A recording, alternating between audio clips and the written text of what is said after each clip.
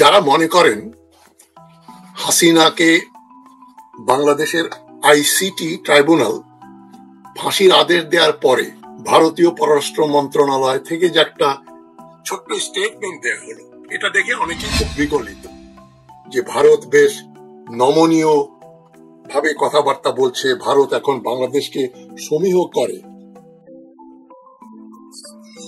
কথা বলেনি, শুধু বলেছে যে তারা জানে এই হাসিনার বিচার নিয়ে কি হয়েছে, তবে এটা নিয়ে কোনো মন্তব্য করেনি। বলছে আমরা বাংলাদেশের সঙ্গে উন্নত সম্পর্ক চাই, বাংলাদেশের মানুষ যাতে ভালোভাবে থাকে, দেশে উন্নতি হোক, উন্নয়ন হোক, ভালো গভর্নেন্স থাকুক, গণতন্ত্র থাকুক, এগুলো আমরা চাই। ভারত 2 প্যারাগ্রাফের ছোট্ট একটা রিয়াকশন দেখিয়েছে।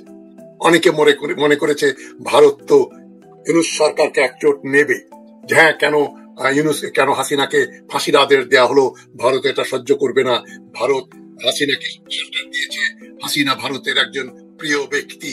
এই ধরনের কোন কথার আভাস আমরা ভারতীয় সরকারের কাছে পাইনি। এবং বুধবারে বাংলাদেশের সিকিউরিটি অ্যাডভাইজার বাংলাদেশ সরকারের ডক্টর খলিলুর রহমান অজিত দোভালের নিমন্ত্রণে দিল্লিতে গেলেন, এবং দিল্লি সেদিনই তার অনেক কথাবার্তা হলো না, উনি বোধহয় মঙ্গলবারই গিয়েছিলেন। মঙ্গলবারে গিয়ে তারপরে অনেক কথাবার্তা বলেছেন অজিত দোভালের সঙ্গে।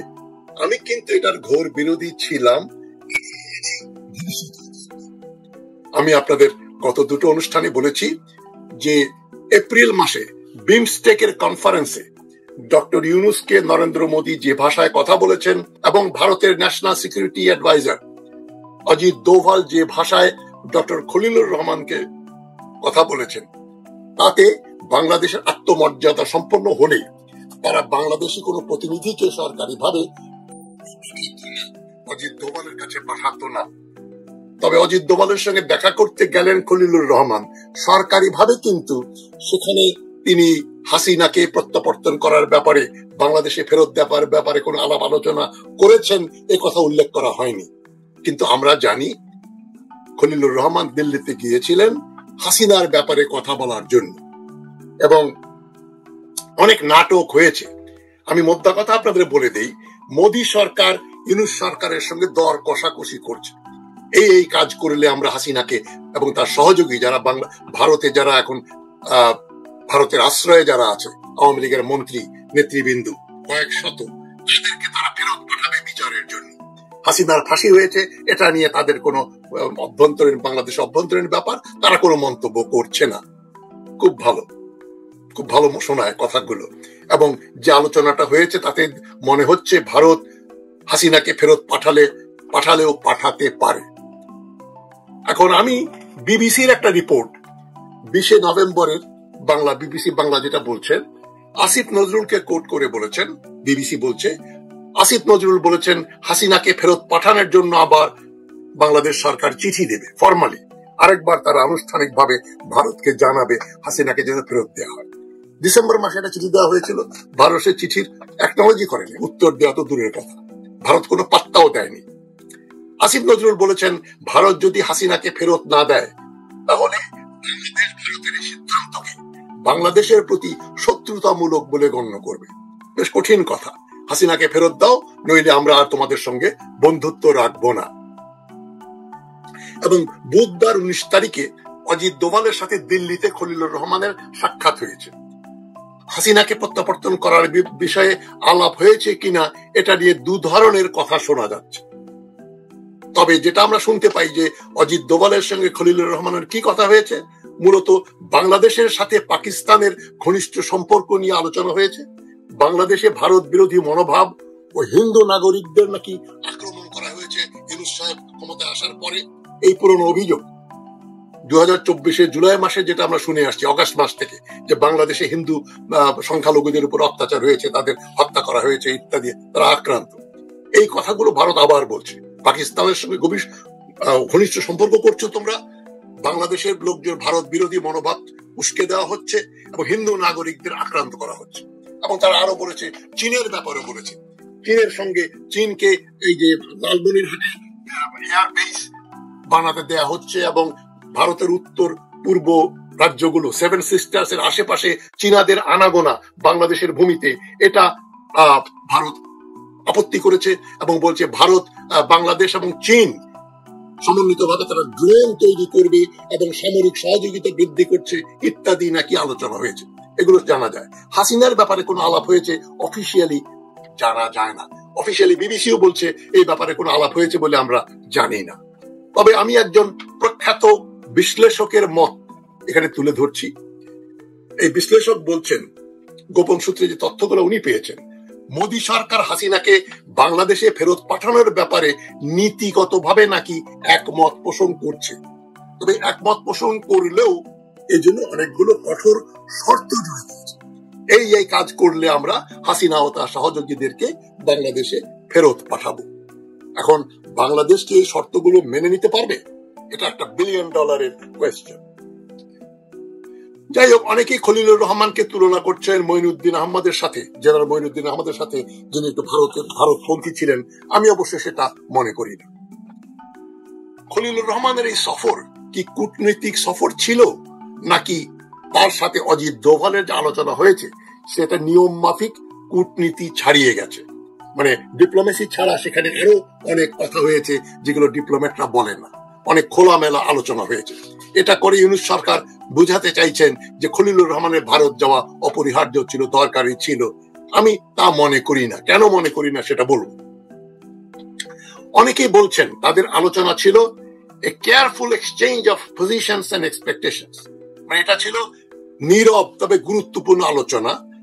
তবে এখানে অনেক কেয়ারফুলি, তারা সাবধানতার সঙ্গে অনেকগুলো তাদের যে পজিশনস, তারা কি চান এবং কি চান না, তারা কি আশা করেন এবং কি আশা করেন না পরস্পরের কাছে, এই নিয়ে খোলামেলা আলোচনা হয়েছে, এক্সচেঞ্জ অফ ওপিনিয়ন হয়েছে। তাই এটাকে অনেকে বলছে কোয়েট বাট সিগনিফিকেন্ট ডিসকাশন, নীরব কিন্তু খুবই গুরুত্বপূর্ণ আলোচনা হয়েছে। দিল্লির প্রস্তাবের প্যাকেজে কি ছিল, তারা কি কি প্রস্তাব বাংলাদেশে দিয়েছে, এগুলো আমরা জানি সম্পূর্ণ নতুন কিছু নয়। এবং হাসিনার আমলে যে সুযোগ সুবিধাগুলো ভারত বাগিয়ে নিয়েছে বাংলাদেশের কাছে, সেগুলোকে আবার ঝালাই করে আরো শক্তিশালী করে ভারত বাংলাদেশে আরো জেকে বসতে চায়। এটাই তাদের আলোচনার মুখ্য বিষয়। যেগুলো ভারত আগে বেসরকারি ভাবে জানিয়েছিল, এইবার তারা সেগুলো সরকারি ভাবে বাংলাদেশের প্রতিনিধি সিকিউরিটি অ্যাডভাইজার ডক্টর খলিলুর রহমানের কাছে বলল। তবে ঢাকার উত্তরও ছিল বেশ দৃঢ় ও স্পষ্ট। খলিলুর রহমান এখানে একটা ভালো ভূমিকা পালন করেছেন। খলিলুর রহমান নাকি বলেছেন আওয়ামী লীগ এখন একটা মৃত, the Awami league is dead to us, আমাদের কাছে আওয়ামী লীগ মৃত, মরে গেছে, and there is no option for Hasina. হাসিনার কোনো কিছু করার বা বলার কোনো অপশন আমাদের কাছে নেই। হাসিনা এটা বললে আমরা রাজি হব, হাসিনা এটা করলে হাসিনা রাজি হবে। হাসিনা যেমন বলেছে, এবং তাকে উকিল দেয়া হোক, ভালোভাবে ডিফেন্ড করতে দেয়া হোক, এই ধরনের কথাগুলো যে হাসিনা বলেছে,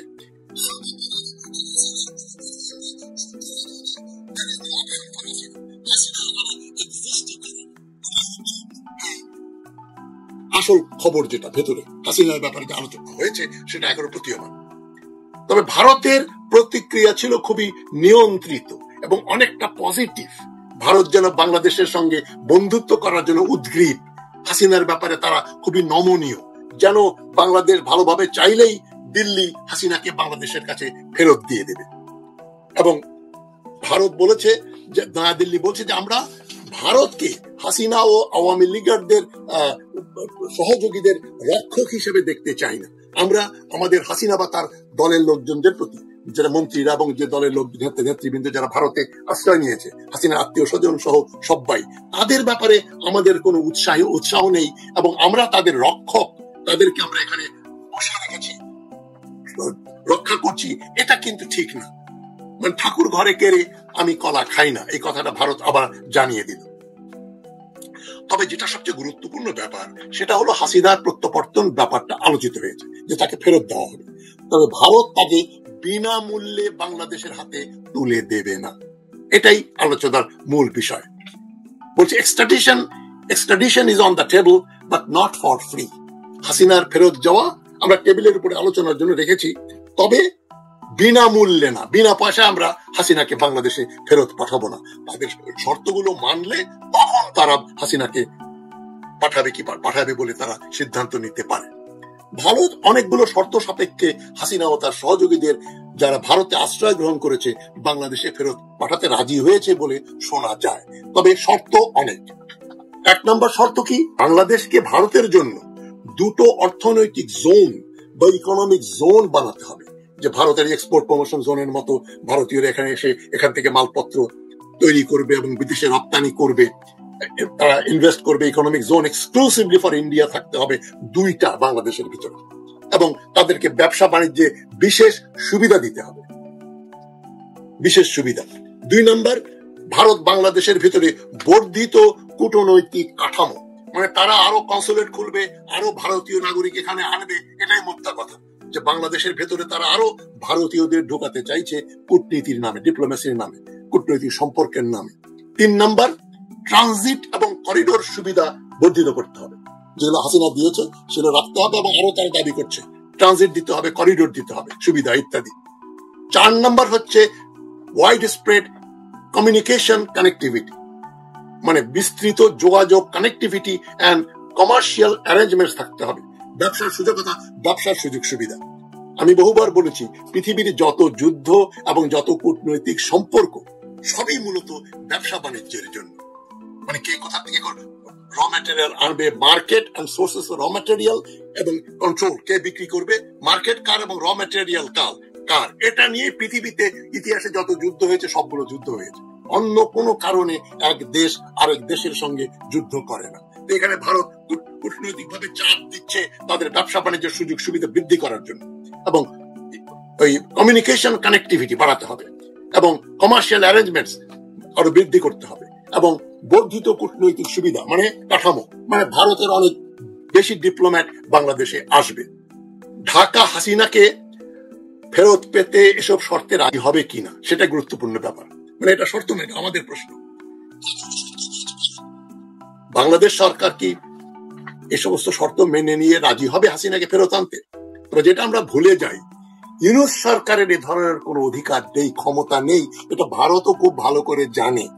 তাই ভারত বলেছে এই আলোচনা তো এখন আমরা শুরু করেছি ডক্টর ইউনূসের সরকারের সঙ্গে, পরে যখন একটা গণতান্ত্রিক সরকার আসবে, সেটা যদি ভারত বান্ধব একটা সরকার হয়, তাহলে আমরা হাসিনাকে বাংলাদেশে ফেরত পাঠানোর ব্যাপারে আলোচনা করব।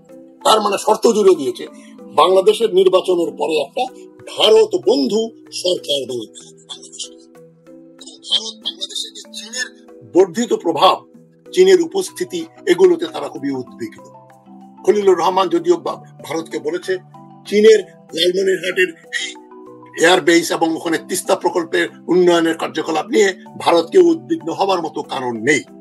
তিনি আশ্বস্ত করেছেন ভারতকে যে আমরা চীনকে বাংলাদেশের মাটি ব্যবহার করে ভারতের বিরুদ্ধে যুদ্ধ করতে দেব না। তবে এত কিছুর পরেও ভারতের টোন ছিল খুব সফট, খুব নরম। ভারতকে বেশ নমনীয় ও সৌজন্যমূলক মনে হয়েছে, রেগে যায়নি। হ্যাঁ, তোমরা এটা করবে। যেটা বিমস্টেকের কনফারেন্স ব্যাংককে, কিন্তু মোদি এবং অজিত দোভাল, ডক্টর ইউনূস এবং পরে অজিত দোভাল খলিলুর রহমানকে সাবধান হয়ে যাও, তোমরা এরকম করবে না, এরকম করলে তোমাদের প্রতি কিন্তু সব আমাদের অনেক রাগ, তোমরাই বেশি সাফার করবে। বাংলাদেশে হুমকি দিচ্ছে, তোমরা আমাদের কথা শোনো, নইলে তোমাদের খুব মুশকিল হয়ে যাবে, অসুবিধায় পড়ে যাবে। কিন্তু এইবার খুবই নমনীয় ভদ্রভাবে কথাবার্তা বলছে। ভারতের এই ভদ্রতাকে যদি কেউ ভারতের দুর্বলতা মনে করেন, যদি বাংলাদেশের অনেকে মনে করেন ভারত এখন বেশ আমাদের বন্ধু হতে চায়, আদৌ নয়। ভারত হাসিনাকে ফেরত দিতে চায় না, বাংলাদেশের সঙ্গে কোনো ভালো সম্পর্ক করতে চায় না। ভারত বাংলাদেশকে একটা কলোনি হিসাবে রাখতে চায়, ট্রানজিট এবং তাদেরকে করিডোর দিতে হবে, তাদেরকে ইকোনমিক জোন বানিয়ে দিতে হবে। এগুলো করার পরেও শেষ দিকে বলছে ফেব্রুয়ারি পর্যন্ত আছেন, এই ফেব্রুয়ারি মাসের ভিতরে হাসিনাকে ফেরত পাঠিয়ে দেওয়ার আরো আলোচনা করবে, একথা কিন্তু ভারত বলেনি। ভারত বলেছে যে আমরা চাই বাংলাদেশের নির্বাচনের আগে যেন ভারত বাংলাদেশের ভিতরে কোনো। তবে একটা দিক খুব পজিটিভ, ভারত প্রথমবারের মতো 2024-এর বৈপ্লবিক পরিবর্তন যেটা বাংলাদেশে হয়েছে, ইউনূস সরকার ক্ষমতায় আসলো, হাসিনা পালিয়ে গেল, সেটাকে তারা একটা বৈপ্লবিক পরিবর্তন বলে মেনে নিয়েছে। যে ভারতের অনেক অ্যানালিস্ট বলছেন যে হাসিনা যে খুন করেছে, লুট করেছে, এতে তো কোনো সন্দেহ নেই। জিন্দাল বিশ্ববিদ্যালয়ের ডক্টর রাধা দত্ত উনি পর্যন্ত বলেছেন যে হ্যাঁ 1400 মানুষ জাতিসংঘ বলছে হাসিনার পুলিশ আর্মি হত্যা করেছে। এই ব্যাপারে তারা কিন্তু রাগ ঢাক করছে না এবং বলছে বৈপ্লবিক একটা পরিবর্তন হয়েছে। হাসিনা খুবই আনপপুলার ছিল, তার আনপপুলারিটির জন্য তাকে দেশ ছেড়ে চলে যেতে হয়েছে। তবে ভদ্র ব্যবহারের পরে ভারত আবার স্ক্রু টাইট দিচ্ছে, বলছে এই ডক্টর ইউনূসের সরকার, অন্তর্বর্তীকালীন সরকার থাকাকালীন আমরা চাই 5 জন প্রভাবশালী আওয়ামী নেতাকে এই অন্তর্বর্তী সরকারের আমলে বাংলাদেশে সুপ্রতিষ্ঠিত পুনঃপ্রতিষ্ঠিত দেখতে চায়। এই 5 জন নেতাকে সেটা আমরা জানি না, তবে আওয়ামী লীগের 5 নেতাকে ইউনূস সরকারের আমলে বাংলাদেশে বিশেষভাবে পুনঃপ্রতিষ্ঠিত করতে হবে। এটা তো বাংলাদেশের অভ্যন্তরীণ ব্যাপারে হস্তক্ষেপ, একেবারে নগ্ন হস্তক্ষেপ। এটা আমরা মানবো কেন? ঢাকা এই বিষয়ে কি করবে বলা যাচ্ছে না। ইউনূস সরকারি 5 জন আওয়ামী লীগারকে এনে এখানে সরকারের সঙ্গে ঘনিষ্ঠভাবে তাদের কথাবার্তা শুনে কাজ করবেন কিনা, আমার মনে হয় না। সেটা করলে ইউনূস সরকার আরো জনগণের সমর্থন হারাবে। তবে যেটা বললাম, ভারত বাংলাদেশ আলোচনা ইউনূস সরকারের আমলেই শেষ হবে না, নির্বাচিত সরকারের সাথে আলোচনা চলবে এবং সে সরকারকে ভারত বন্ধু একটা সরকার হতে হবে। এবং